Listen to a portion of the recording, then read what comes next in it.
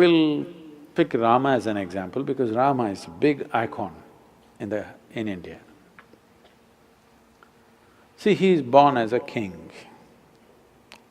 and he's coronated as a king. But because of some crazy situations, he's forced to go and live in the jungle with his new bride, a young woman he marries. She's a princess. She's made to live in the palace.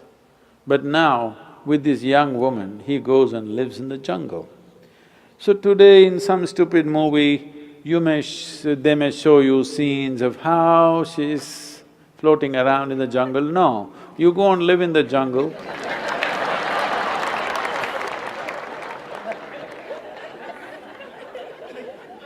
However pretty you think you are right now, 1 month you go live in the jungle, we can't recognize you after that. So this princess, forced to live in the jungle, and fortunately his brother follows him, knowing the difficulties that they may face. He leaves his own family, goes there to serve his brother and his sister-in-law. I was touring Andhra Pradesh just 10 days ago, 15 days ago. I'm in a small town. One 14-year-old schoolgirl stands up and says, "Sadhguru, how is it possible that Sita gets kidnapped and taken to Sri Lanka and Rama walks all the way from Ayodhya to Sri Lanka? How is it possible? Is it true?" Then I asked her, "See, you're still a young girl, one day you will find a man. When you find a man, would you like to find a man that if you get lost somewhere, he will walk all the way?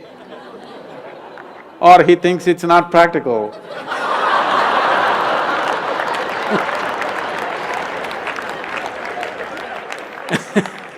And find a girl next door. What would you like? Even the 14-year-old girl knows she wants a man who'll walk all the way. So, then he went there, collected some Tamil people, built an army. Yeah, it's a Tamil army. Then fought a battle, went to Sri Lanka, burned down the entire city, brought back his wife with great difficulty. In the process, he lost many people who were dear to him, but he brought back his wife. But political pressure became so much, he had to put her through kind of a fire test, whatever, of the day.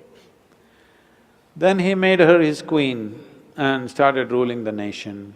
Again, some political situations forced him. She was pregnant. At that time, he had to again send her back to the jungle.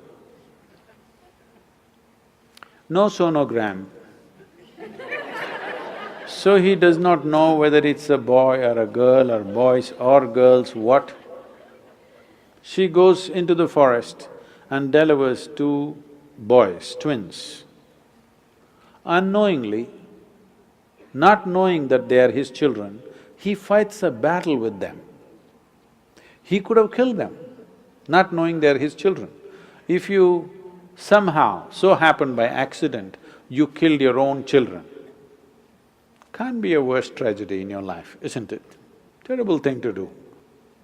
He almost got close to it, he almost killed them, but fortunately they did not die in the battle. And then she died in the jungle, never again saw his face. You call this a successful life? I'm asking you, you call this a successful life? No. But we worship him not because he was a super success of the day. Any one of these events happened in your life, most people would be broken, bitter for the rest of their life. No matter what happened, he never became bitter. He never became angry. He never became hateful. He took all the action that he had to take. He fought battles, but never got angry, never became hateful, never became bitter in his life. Though what life threw at him was one tragedy after another, he remained above it. And we worship that because essentially, essentially in your life, this is all it is. What the world will throw at you, it is not 100% your choice.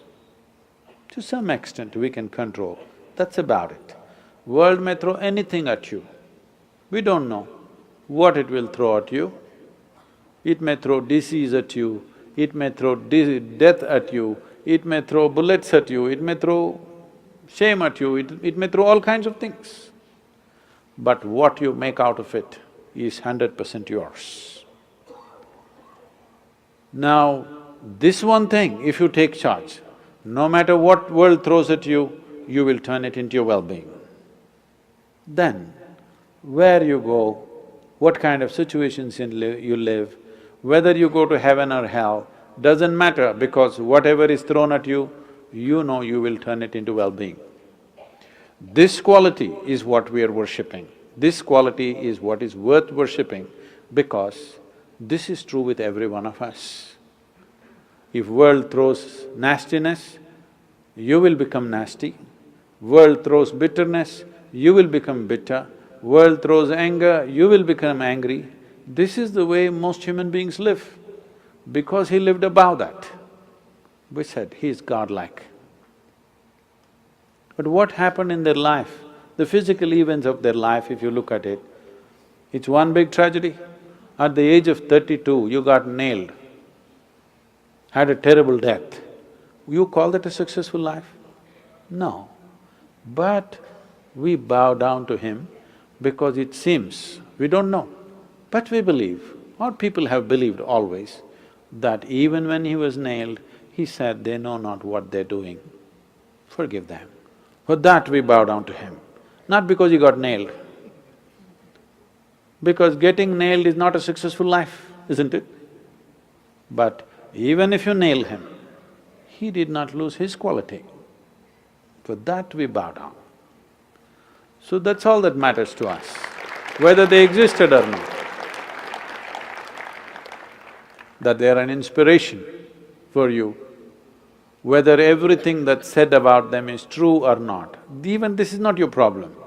You're not a historian, all right?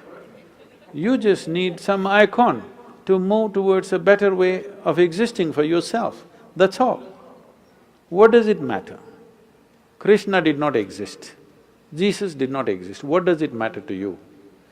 2000 years ago, whether a man lived or did not live, or it's just a figment of somebody's imagination, what does it matter? It is the quality that matters, isn't it? We recognize these qualities as great qualities, in some way trying to emulate them to whatever extent one can. That's what we're looking at.